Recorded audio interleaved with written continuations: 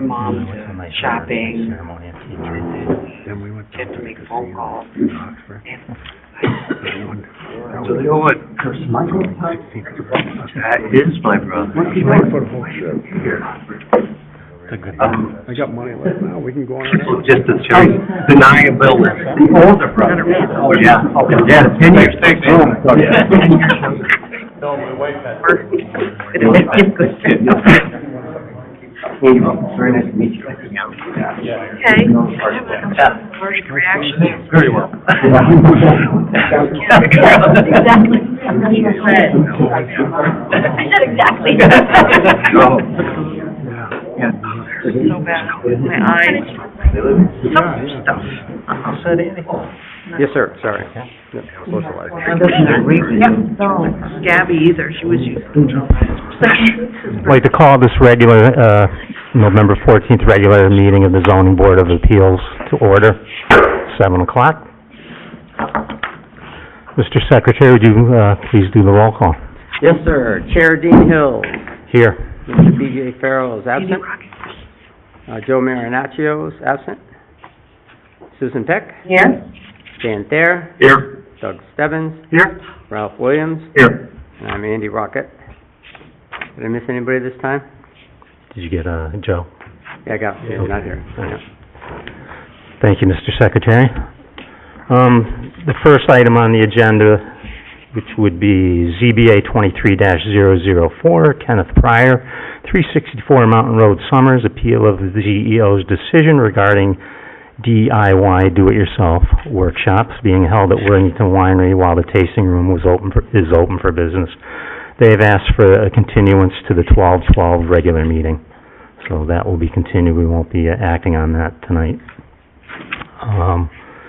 The next item on the agenda would be ZBA 23-007. If you'd like to read that into the record, Mr. Secretary. That's, you said 007? Yeah. Item 2. Oh. Well, I happen to have the March 14th agenda in front of me. Here, I got it. Okay? Well, thank you, ma'am. There you go. Because of the high pay I get for the position, that's why.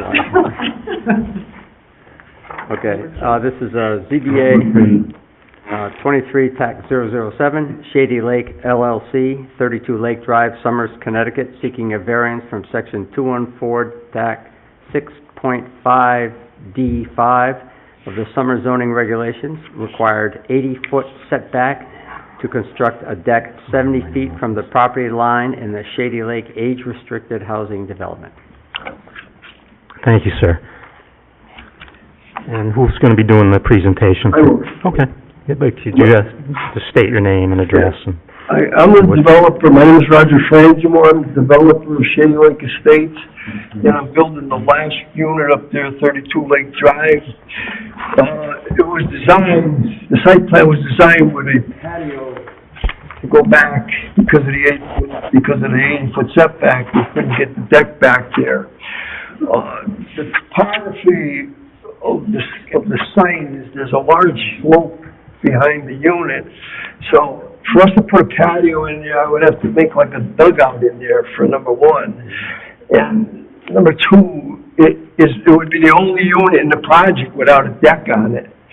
So we feel that the best thing to do there would be to put a deck there, because like I say, it would gradually get into the slope, but it would fit better with the topography and the overall ambiance of the project.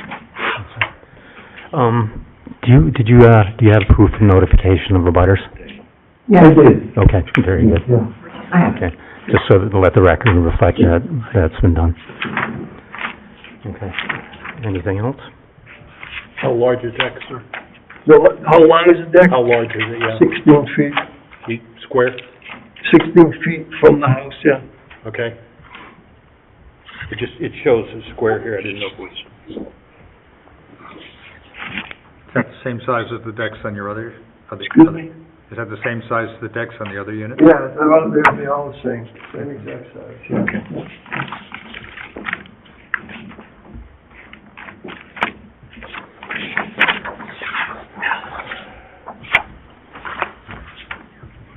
This 10 foot. Any other questions? Did you state who was from? Yeah, I was just gonna get to that, Jen, thank you. Sorry. Let the record reflect, I'll appoint Ralph as the alternate on this particular application, because Sue will be the alternate for the, 23-006. All right, well, if that's it, then we will, close the, and is there any, public comment? Okay, then, we will, close the, public session on this, and you're all set. Thank you for the presentation. I would like to entertain a motion to, change the order of the agenda and have, ZB 23-007 be first on the public hearing discussion decision. So moved. Second. Ralph moved, Doug seconded. Any discussion? All in favor? Aye. Opposed? Abstained? Motion passes unanimously. We'll go into the closed section for ZBA 23-007 Shady Lake LLC. Do I have a motion? Can I get a motion to approve the variance as stated? I'll make a motion that we approve the 10-foot variance from the 80-foot setback as requested. Motion by Dan Thayer, Second. second by Doug Stebbins. Any discussion? Yes, Mr. Chairman. My concern is, this reminds me very much of a variance request we had last year over at Summers Village, where someone wanted to extend a deck beyond the, into that 80-foot area that's prescribed. And the concern we expressed at the time, you may recall, we turned down that request, I do. was that we'd be setting a precedent for every other unit in the development. And would we not be doing the same thing here? And that concerns me. I mean, if we've got a regulation, there's no clear, there's no clear reason that I could see to do this. The topography of the land has not changed since the developer acquired the land and got his approval to do this. This has been a known factor all along. So I'd be disinclined to vote in favor. Yeah, but that deck was a different size from the other decks in the project. This one's the same size. He's also saying it's the last Yeah, yeah, that's true. The difference also was that they had flat land there, so they could put a patio on grade, which didn't require a variance. But instead, they were seeking to put a deck in, Yeah, that's true. whereas this one is to put a patio on grade. I think he said you would have to make it sunken into the earth. To me, there's two differences. One is there's a difference in my mind between an extension of an existing deck structure, whatever, and a new one. That's one difference. And the other is it is sloping land there. It's like not much else you can do with it. And I did consider the rest of the neighborhood and everything. It doesn't shock. So in my mind, there is hardship in terms of the sloping land, and it doesn't shock the conscience, so to speak, in terms of what they want to do. Do we know who the nearest abutter is? I couldn't. Well, and it wouldn't set a precedent, Ralph, because that's the last one that you have a deck I suppose if some other in that particular development. extend their deck. Yeah, right. But I do recall Carl saying that regardless of any decision we make, it does not set precedent. Whether that's true, in fact, I don't know. I do recall him saying that. Oh, it's like that's all we got. Any further discussion? I have seen. All in favor? I'll vote aye. Opposed? Abstained? Motion passes unanimously. So you are all set. You have, it's a 15-day period. Jen has to put legal notice in the paper, and then 15 days after that, you have to wait before you can get a permit. 15 days before. I'll send you a letter. Yeah, so, in case somebody wants to appeal, so. Thank you. You're welcome. Have a good night. Okay, moving along, we go into the public hearing and discussion decision on, application ZBA 23-006. The public hearing has been closed on this, so there will be no further discussion, from the audience, and, no further evidence will be introduced. This board is under no obligation whatsoever to grant a variance. We've heard the evidence, we've listened to the facts, we've entertained the opinions, and each member, that's the way we will have our discussion, and you will weigh those opinions, facts, and in your mind, and come to a decision that you feel reflects what your view of the regulations and how they should be enforced. We are under nobody has to vote for the variance. You can vote for the variance if you feel that's what you want to do. We can modify the variance, or we can deny the variance, but that is up to the board, and there's no requirement for us to do anything in that regard. We don't have to do the variance or not, so. Anyway, I'd like to get a motion, well, let me pass these out. You need the fully worded motion, introduced? Yeah. So, Okay. I move that application ZBA 23006 by 120 Watchog Road LLC for a modification of its variance to allow the construction of a larger hangar on property located at 118-120 Watchog Road be approved, subject to the following conditions. Number one, the size of the hangar shall be limited to 8,000 square feet. Number two, aircraft allowed on the property shall be limited to one single-engine airplane and one twin-engine airplane. Number three, improvements to the property shall be made in accordance with the following plans. A, plot plan. Property of 120 Watchog Road LLC, 118-120 Watchog Road, Somers, Connecticut, map 10, lots 21-A-1 and 21-A-2, zone A1, by J.R. Russo and Associates LLC, dated April 24th, 2023, scale 1 inch to 40 feet, job number 2022-105, sheet 1 of 1.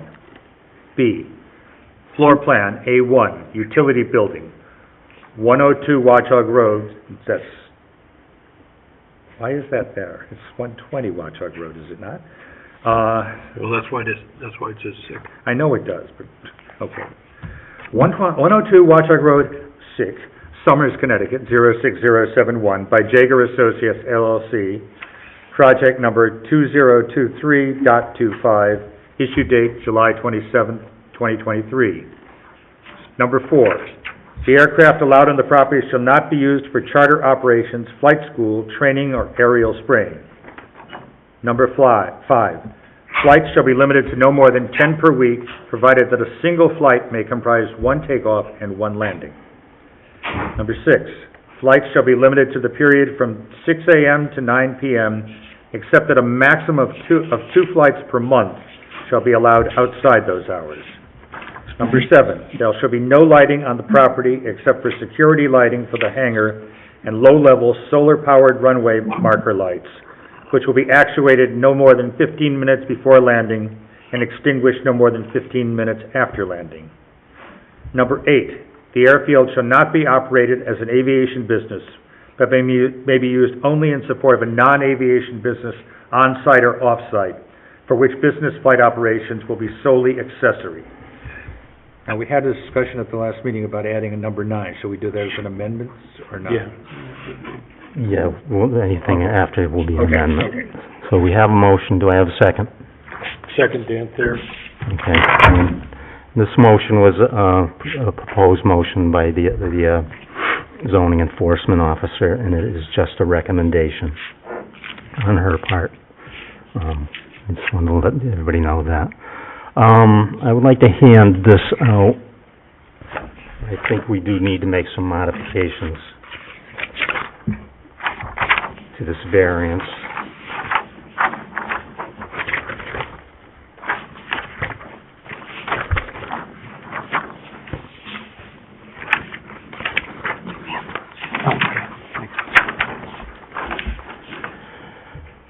I'd like to add a provision that prohibits fueling the aircraft on the property. I'd like it to read something along the lines of fueling, refueling of any aircraft shall be prohibited on the property.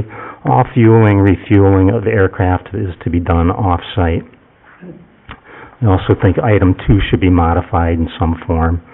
I was thinking something like, aircraft allowed on the property shall be limited to one single-engine conventional or turbopropeller aircraft and one twin-engine conventional or turboprop propeller aircraft, with neither aircraft to exceed a nose-to-tail length of 45 feet and a wingspan not to exceed 60 feet.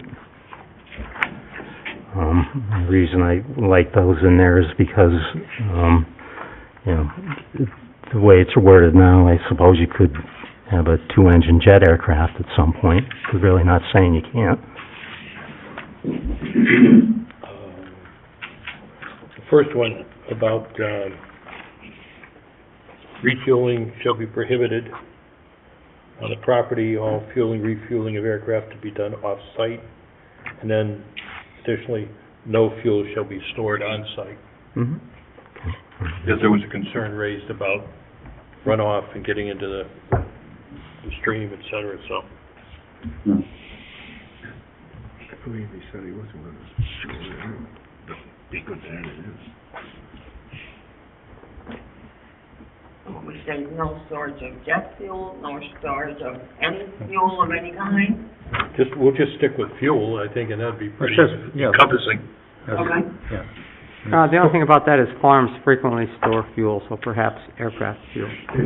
So farms, you know, Okay, fuel their that's fueling or tractor. refueling of any aircraft. Right, Yeah. right. And but regardless of storage, no fuel of any aircraft. Well, refueling versus storage, I don't know, I just wanted to make sure that there wasn't Right. a temptation. If the concern was that they didn't want fuel stored on site because they were concerned about leaks, spills, fuel plumes, people have wells, et cetera, so. I don't imagine that somebody there with a gallon gas can for the lawnmower would really give rise to anybody complaining about it, but. Right. Well, if you just had no storage of aircraft fuel.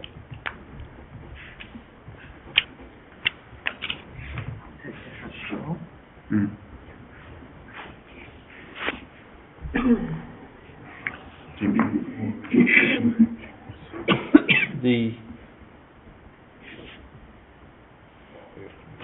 limitation that as far as the wingspan and type of propulsion,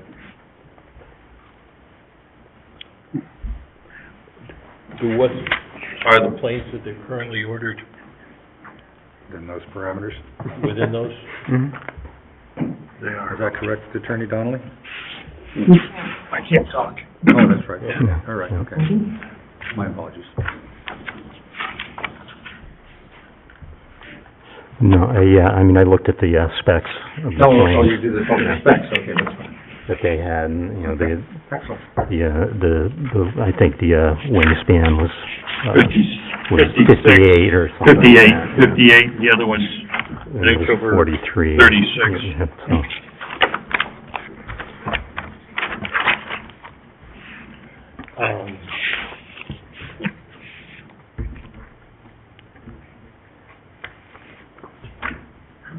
I would just like to make sure that if the variance is passed, that, you know, the planes aren't getting bigger and engines getting louder than what currently is being proposed, you know, down the road.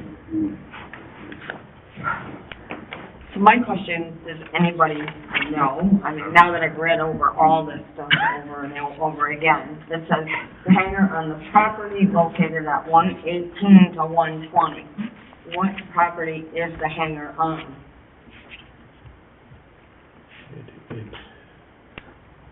I do believe that is a separate parcel. There's two parcels, they own Right. both of them, but Mhm. which parcel is the Hangar on? I didn't think we could build I up seem there to on recall the piece of that property. the plat indicated where the hangar had been, it's been demolished in the meantime. Right. Was 118.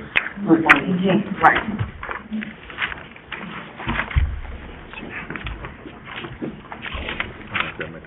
I guess, Here. I guess we didn't really clarify which piece of property it was going to be built on.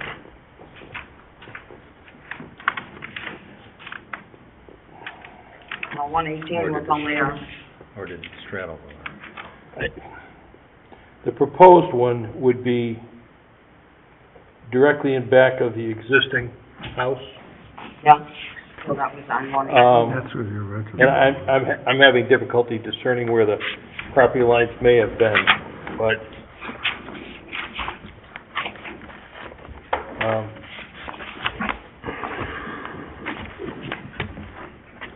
Which one was that on? What paper was that? 118, Oh, 120. in their paper. That was, I just, yeah. we're talking about the hangar, we're talking about what piece of property it's supposed to be on. Like,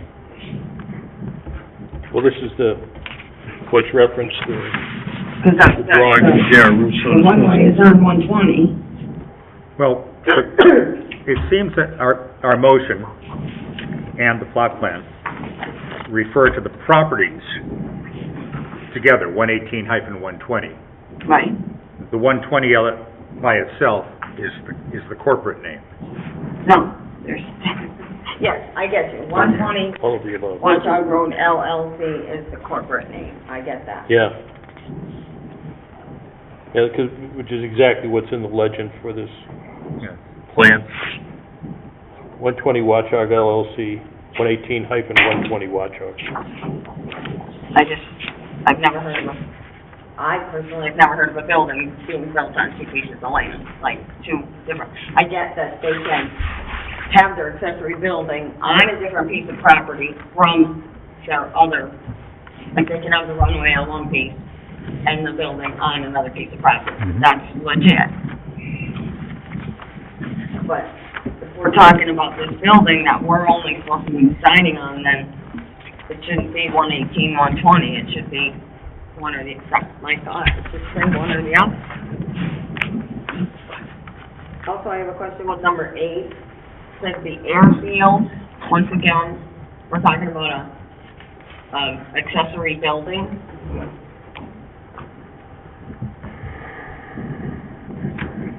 It says the airfield shall not be operated as an aviation business, but it's an accessory building, you know? I just wanna make We sure could we change get the that to wording right property. so that we don't create any. So you're worried that they might operate that, not on the airfield, but on a different portion of the property?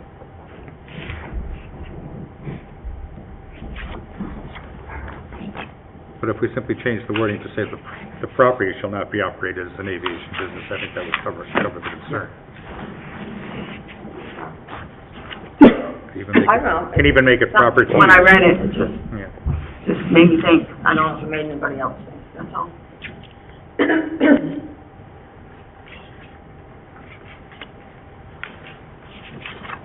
Any changes there?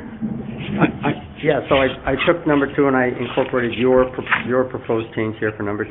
Mm-hmm. On paragraph 8, I changed airfield to property, right? The property shall not be operated, right? And then I added paragraph 9 for Dan's concern, aircraft fuel, accepting that actually in the aircraft shall not be stored on the premises and no aircraft shall be refueled on the premises. That's good. Okay. Do you need a motion to amend it according to that? Do you need a motion? I will so move. Oh, Second. Any further discussion?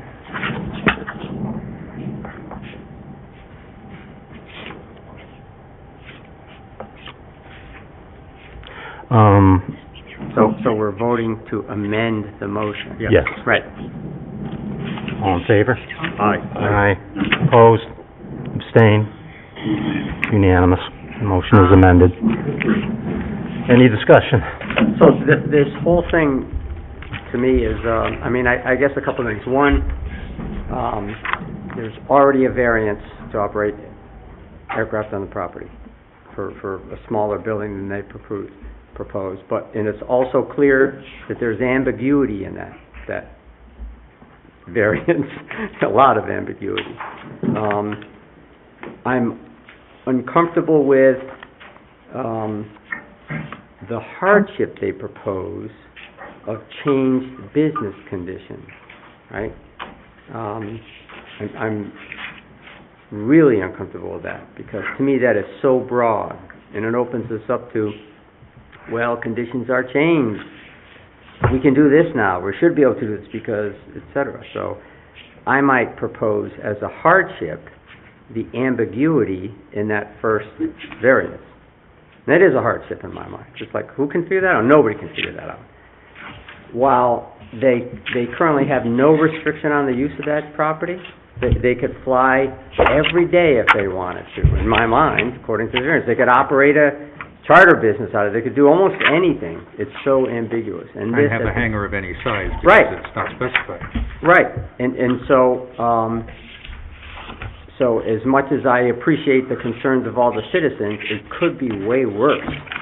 You know what I mean? It could be, if they wanted to be sort of unneighborly citizens, they could really expand the use under the current ambiguous variance. And I think we would lose any objection to that. So this puts restrictions on it. It puts restrictions that limit it, right? And it nails down exactly what the variance is. My only issue is I would put the ambiguity as the hardness rather than the changed business conditions. I'm uncomfortable with that. I concur with most of your points. I was going to say many of the same things there. Mr. Parks has addressed a few things that I was thinking about. He stated that we, couldn't change, our own regulations, and I kind of disagree with that. This variance was applied for, and it's pretty clear in Connecticut law that zoning board of appeals can, hear variances. And it was also stated that, I forget the last owner's name, said that he didn't want it to be used as a hangar anymore. And that one wasn't carrying a lot of water with me, only because it was kind of at the 11th hour. And I felt that, the applicant would not have come forward, it's not going to go through with a purchase without, doing some very good due diligence, and I'm sure that would have been part of it. Right. So, Mr. Chairman, I just realized one procedural concern here, which is you had me read the motion in, and I did, and I'm not the voting alternate on this okay, one. So someone else ought to have that yeah, pleasure. I'm sorry, that's my fault. Would you, somebody like to read that motion? Sure, Mr. Chair. My apologies. Okay, this is the proposed motion to approve the variance application. I move that application number 23-006 by 120 Watchog Road LLC for a modification of its variance and to allow the construction of a larger hangar on property located at 118-120 Watchog Road be approved, subject to the following conditions. 1, the size of the hangar shall be limited to 8,000 square feet. So, yeah. Aircraft allowed on the property shall be limited to one single-engine conventional or turboprop propeller aircraft and one twin-engine conventional or turboprop propeller aircraft, with neither aircraft to exceed a nose-to-tail length of 45 feet and a wingspan not to exceed 60 feet.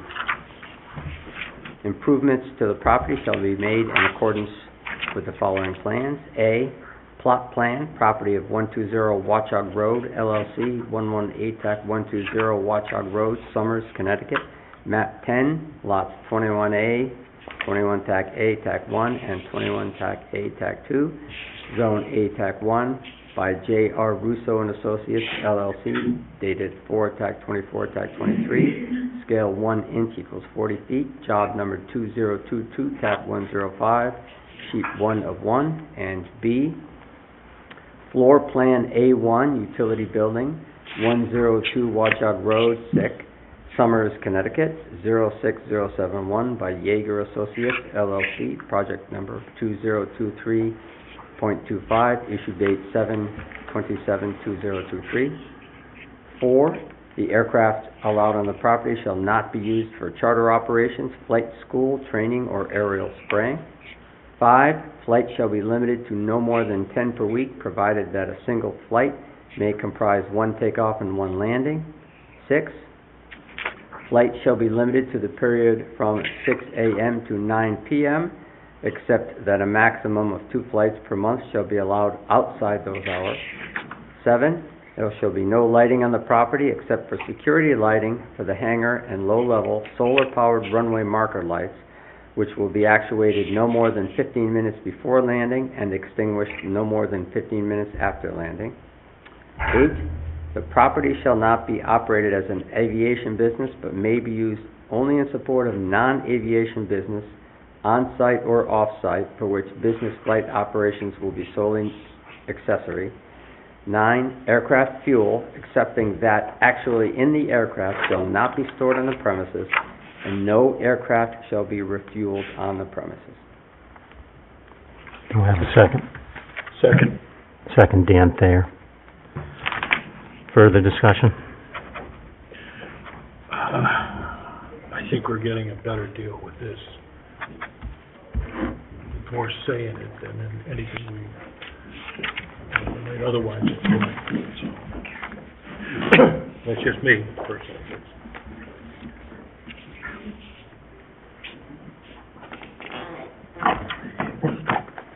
There's a lot to it, but I do think that putting some stipulations on it, that if they decide to bring their planes here and run them out of here, once they get a building built and they're ready to go, I think we're outlining it in a good way and doing the best we can. Any further discussion? All in favor? Well, the only thing is the hardship issue. Do we need to make a finding of what the hardship is? Yes, we should, yes. Again, I would say the hardship is the ambiguity in the existing variation. I agree. Anybody else? All in favor? Aye. Aye. Opposed? Abstained? Motion passes unanimously.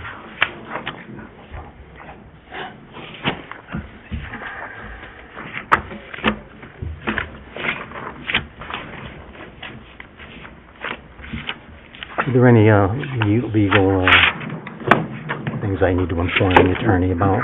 As far as... I mean, it would be the same running. Yeah. Okay, well, yeah, he knows.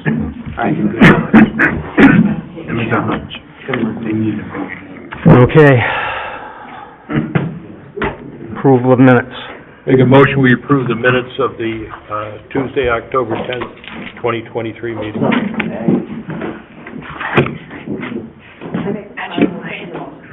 Susan Peck seconded. Any discussion, amendments, changes, revisions, additions?